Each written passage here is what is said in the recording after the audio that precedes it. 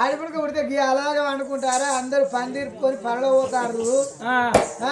9 అయితే ఇవ్వడానికి వండుకుంటారా అడవిలు ఉన్న కాడ ఆకలి శృంగారంగా ఉండాలి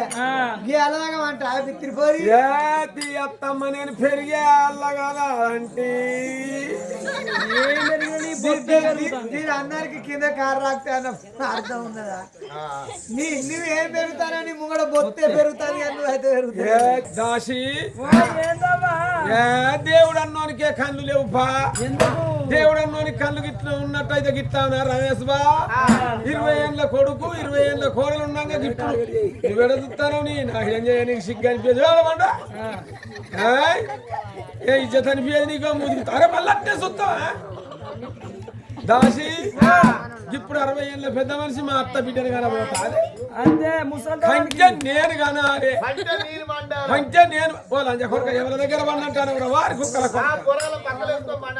వాడన్నట్టు పొరగల్లో పక్కలు వేసుకొని పండుకుంటే నేను పండుకోవాలి మా అత్త పాడువాడా ఒక్క కొడుక ఒక్క కోడలని ఏడికన్నా తీసుకుపోయిందా కట్టించిందా పెట్టి లంచ కొరక కట్టేదేంది పెట్టేదేంది